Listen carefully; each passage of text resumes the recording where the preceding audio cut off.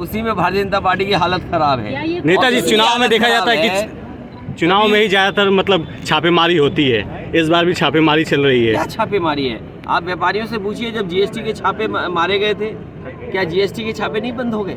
क्यों जीएसटी के छापे मारे जा रहे हैं? और जो व्यापार है, ये सही है कि पोर्टल से या नए प्लेटफॉर्म से व्यापार दूसरी तरह चल रहा है, लेकिन क्या व्यापारी हमारा दुखी नहीं है जीएसटी के बाद, नोटबंदी के बाद? तो उसका जवाब क्या है सरकार के पास? और फिर इतनी महंगाई में क्या कारोबार चलेगा? आपके अच्छा खासा कारोबार नेताजी के ज़माने में शुरू हुआ था, क्या उन पर छापा दिल्ली से पड़ गया कि नहीं पड़ गया? और दिल्ली वालों ने छापा मारा कि नहीं मारा? कि चले गए इनकम टैक्स वाले के अभी भी बैठे हैं? आपको तो पता होगा, चले गए क्या हैं? चलिए धन्यवाद। उसी में भारतीय जनता पार्टी की हालत खराब है। नेताजी, चुनाव में देखा जाता है कि चुनाव में ही ज़्यादातर मतलब छापेमारी होती है, इस बार भी छापेमारी चल रही है। क्या छापेमारी है? आप व्यापारियों से पूछिए, जब जीएसटी के छापे मारे गए थे, क्या जीएसटी के छापे नहीं बंद हो गए? क्यों जीएसटी के छापे मारे जा रहे हैं? और जो व्यापार है, ये सही है कि पोर्टल से या नए प्लेटफॉर्म से व्यापार दूसरी तरह चल रहा है, लेकिन क्या व्यापारी हमारा दुखी नहीं है जीएसटी के बाद, नोटबंदी के बाद? तो उसका जवाब क्या है सरकार के पास? और फिर इतनी महंगाई में क्या कारोबार चलेगा? आपके अच्छा खासा कारोबार नेताजी के ज़माने में शुरू हुआ था, क्या उन पर छापा दिल्ली से पड़ गया कि नहीं पड़ गया? और दिल्ली वालों ने छापा मारा कि नहीं मारा? कि चले गए इनकम टैक्स वाले के अभी भी बैठे हैं? आपको तो पता होगा, चले गए क्या हैं? चलिए धन्यवाद। महंगाई से त्रस्त है, दूसरी तरफ क्राइम से त्रस्त है। आखिर वो क्या वो रीजन है कि फिर भी आम जनता जो है कमल छोड़कर साइकिल तक सवार होने में 100 बार सोचने को मजबूर है?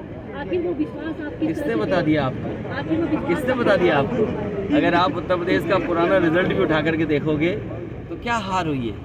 कहीं 30 वोट से, कहीं 100 वोट से, कहीं 500 वोट से, कहीं 600 वोट से। 3.5 लाख वोट अगर ज़्यादा मिला होता तो आज परिवर्तन दिखाई देता। हमें उम्मीद है कि जनता के बीच में समाजवादी लोग जा रहे हैं और आपको परिवर्तन आगे दिखाई देगा, और नफरत की राजनीति के खिलाफ वोट पड़ेगा। जो नफरत फैला रहे उसके खिलाफ पड़ेगा। तमाम ऐसे लोग जो संविधान को बचाना चाहते हैं, जो बाबा साहब भीमराव अम्बेडकर जी ने सपना दिखाया था, उस सपने पे देश को चलाना चाहते हैं। आपकी यूनिवर्सिटी कॉलेजेस हैं, आपका यही एम्स है। क्या यहाँ पर इतने सालों के बनने के बाद ऑपरेशन होने लगे? क्या दवाइयाँ मिलने लगी? जो चाइल्ड के लिए सुपर स्पेशलिटी हॉस्पिटल बना था, सरकार में बजट नहीं बताओ। डबल इंजन की सरकार है, आप 4 फ्लोर खा गए। 4 फ्लोर क्यों खा गए आप? क्या बच्चों को इलाज मिल रहा? क्या पर्याप्त जो मेडिकल कॉलेज में जो व्यवस्था है वो पूरी है क्या? तो ये तमाम सवाल हैं जिसका जवाब भारतीय जनता पार्टी पे नहीं है। इसीलिए जानबूझ करके वो नफरत की राजनीति और नफरत के कैसे बीज डाले जाएं समाज में, उस दिशा में काम करना है। तो क्या आप इस नफरत की राजनीति में प्यार मोहब्बत का बीज बो पाएंगे? हमें उम्मीद है कि आने वाले समय में आप परिवर्तन देखेंगे। 2024 में कितनी सीटें आपकी? 24 अभी मत पूछिए, पहले मेयर नगर $1 की इकोनॉमी, $1 ट्रिलियन की इकोनॉमी। कोई नहीं समझ पा रहा कि 1 ट्रिलियन क्या है। और फिर जो बीजेपी झूठ बोलती है उसको सच बनाने के लिए अमेरिका की कंपनी डिलॉयट को हायर किया है। सोचिए आप, जो झूठ बोल दिया जाएगा, जैसे बेरोजगारी दर 100 में 4 बेरोजगार हैं, हमारी जीडीपी 36% की ग्रोथ करेगी।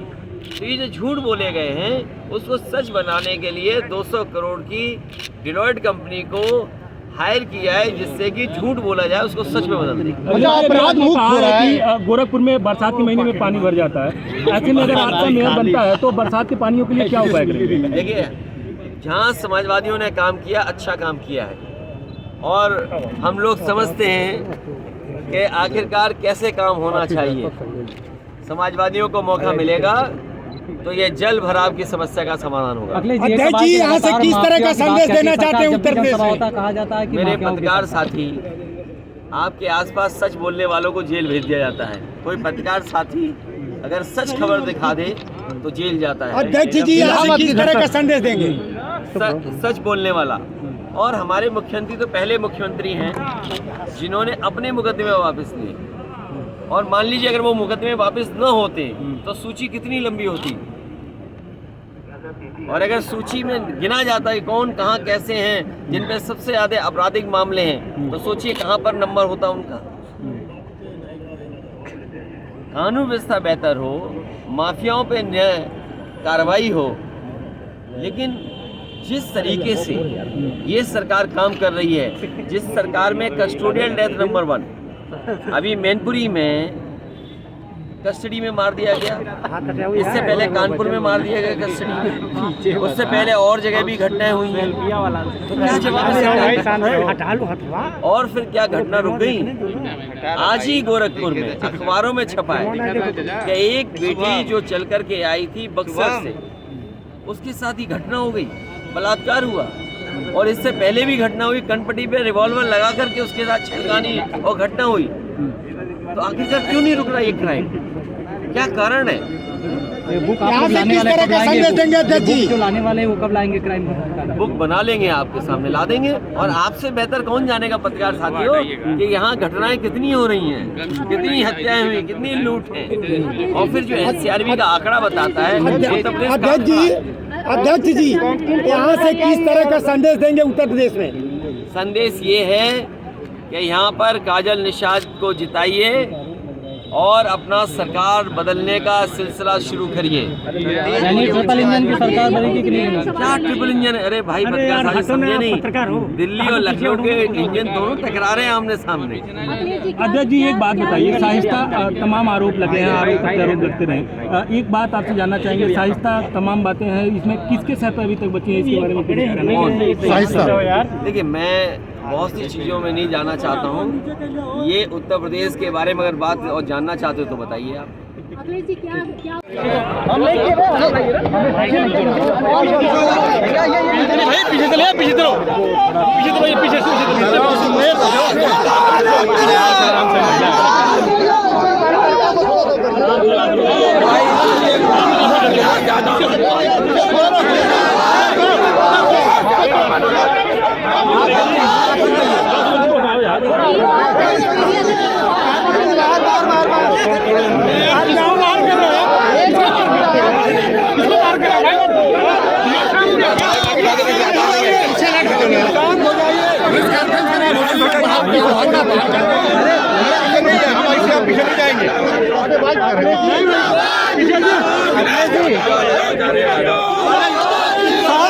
सर को बोलने भी दीजिए कुछ।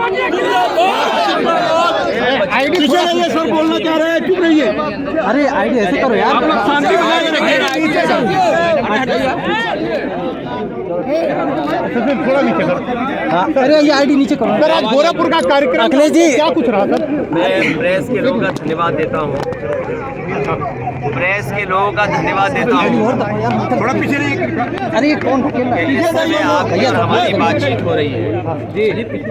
आज मैं गोरखपुर समाजवादी पार्टी के प्रत्याशी काजल निषाद, उसके बाद संत कबीर नगर में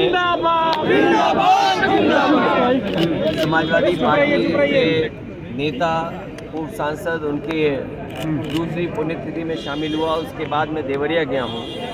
समाजवादी पार्टी के पूर्व जिलाध्यक्ष, बहुत ही वरिष्ठ नेताजी के साथ रहने वाले, जिन्होंने शुरुआती दौर में समाजवादी आंदोलन और समाजवादी संघर्ष का साथ दिया, वो हमारे उनके परिवार से दुख बांटने में। जहाँ तक चुनाव का सवाल है और खासकर गोरखपुर का, मुझे याद है झांसी में मुख्यमंत्री जी गए थे और सबसे पहले मुख्यमंत्री बनने के बाद उन्होंने झांसी में ऐलान किया आने वाले समय में झांसी में किनारे होगा थोड़ा और गोरखपुर में मेट्रो बनेगी। मैंने झांसी भी देखा है, मेट्रो नहीं बनी, और आज गोरखपुर में देख करके जा रहा हूँ, मेट्रो नहीं बनी। मेट्रो का सपना देखना अच्छी बात है, क्योंकि आज के समय पर अर्बन इलाके में सेफ और इन्वायरमेंटल फ्रेंडली अगर कोई लोगों की सुविधा के लिए हो सकती है तो वो मेट्रो एक चीज़ है जो हो सकती है। दुख इस बात का है, दिल्ली में सरकार इनकी, लखनऊ में सरकार इनकी, उसके बावजूद भी अगर बारिश आई गोरखपुर में तो लोगों को मेट्रो नहीं मिलेगी, उन्हें घरों से नाव निकालनी पड़ेगी, तब नाव से निकल करके यहाँ पर गलियों में निकल पाएंगे। जो मुख्यमंत्री अपने यहाँ नाला न बना पाएँ और पानी निकासी का इंतज़ाम न कर पाएँ, उन्हें दूसरों के काम से नहीं जलना चाहिए। मुझे ये भी याद है कि आगरा लखनऊ एक्सप्रेस के बारे में न जाने कितनी बातें कही जाती, लेकिन बुंदेलखंड एक्सप्रेसवे प्रधानमंत्री के उद्घाटन करने के बाद ही ढह गया और आज भी घाटे में है। आगरा लखनऊ एक्सप्रेसवे मुनाफे में चल रहा है, बुंदेलखंड में लोग चलना नहीं चाहते।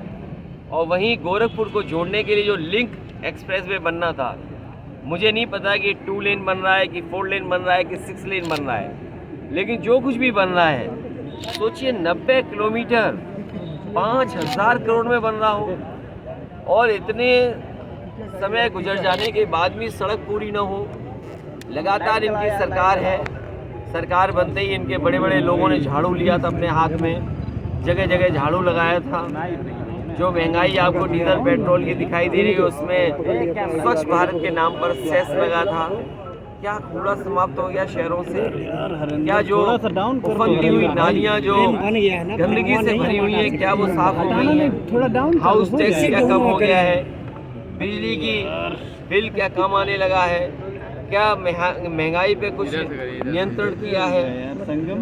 ये तमाम सवाल हैं जिसका जवाब भारतीय जनता पार्टी के पास नहीं है। आज महंगाई चरम सीमा पर है, बेरोजगारी चरम सीमा पर है, इसीलिए ध्यान हटाने के लिए सरकार और मुख्यमंत्री जी के पास बहुत सारे जवाब और सवाल हैं। कर्नाटक में भारतीय जनता पार्टी ने पूरी ताकत झोंक दी है अध्यक्ष जी, लेकिन कर्नाटक में ताकत कितनी भी झोंक दें, वहाँ की जनता भारतीय जनता पार्टी को हटा देगी। डबल इंजन की सरकार, मुख्यमंत्री कहते हैं माफियाओं को मिट्टी में मिला देंगे। क्या लगता है अतीक और अशरफ की हत्या से माफिया मिट्टी में मिल जाएगी या माफियागिरी बढ़ेगी? अभी मैं संत कबीर नगर गया और जब मैं मंच पे चढ़ा तो मुझे कबीर का दोहा किसी ने हाथ में दिया, कैसी वाणी बोलिए मन का आपा खोए, औरों को भी शीतल करे खुद भी शीतल हो। तो मुख्यमंत्री जी को कम से कम अपनी भाषा पे नियंत्रण रखना चाहिए। और ये सदन में भी मैंने कहा, केवल आप एक शब्द उठाने, लेकिन सदन में अगर पूरा भाषण देखेंगे आप तो जानकारी हो जाएगी। जहाँ तक मिट्टी मिलाने की बात है, गोरखपुर के पिछले 5 साल के कार्यकाल के और इस साल का 1 के कार्यकाल का बहुत जल्दी क्राइम की बुक हम लोग जारी करेंगे। जो मुख्यमंत्री अपने यहाँ क्राइम न रोक पाता हो, हत्याएं न रोक पाता हो, लूट न रोक पाता हो, जिस तरीके से पुलिस बेईमानी कर रही है वो न रोक पाता हो, तो उससे क्या उम्मीद करोगे आपकी कार्य व्यवस्था बेहतर होगी? और फिर बात यहीं ख़त्म नहीं होती है। मुख्यमंत्री जी कार्यकारी डीजीपी से काम चला रहे हैं। एक डीजीपी रिटायर हो गया, कार्यकारी डीजीपी। इतिहास में पहली बार ऐसा होगा कि कार्यकारी डीजीपी नहीं बन पाए और रिटायर हो गए। अब दूसरे डीजीपी का यही नंबर है। और फिर जो डबल इंजन की बात कर रहे हैं आप, अखबार पढ़ा मैंने, कई जगह से सूचना मिल रही है कि दिल्ली की संस्था उत्तर प्रदेश के व्यापारी और गोरखपुर के व्यापारी का छापा मार रही है और यूपी की एसटीएफ दिल्ली में छापा मार रही है। सोचो, दिल्ली में प्राइम मिनिस्टर जहाँ रहते हैं उसके आसपास के इलाके में इतनी सिक्योरिटी है, उसके बावजूद कोई उनका वाईफाई यूज़ कर रहा हो, धोखा दे रहा हो भारतीय जनता पार्टी के नाम पर, उनके नेताओं से मिलकर के धोखा दे रहा हो। तो दिल्ली की बड़ी बड़ी एजेंसियों को नहीं पता लगा ये कौन है। उत्तर प्रदेश की एसटीएफ को पता लग गया, और जैसे ही उत्तर प्रदेश की एसटीएफ को पता लगा कि वहाँ पर कोई है, वैसे ही दिल्ली की एक संस्था को पता लग गया कि गोरखपुर में कर चोरी हो रही है। तो कहीं ऐसा तो नहीं जो डबल इंजन है वो आमने सामने टकरा रहे हों। क्या लग रहा है अध्यक्ष जी 2024 में किस तरह का मुकाबला होगा? 24 में भारतीय जनता पार्टी का सफाया होगा। अच्छा अखिलेश जी, बार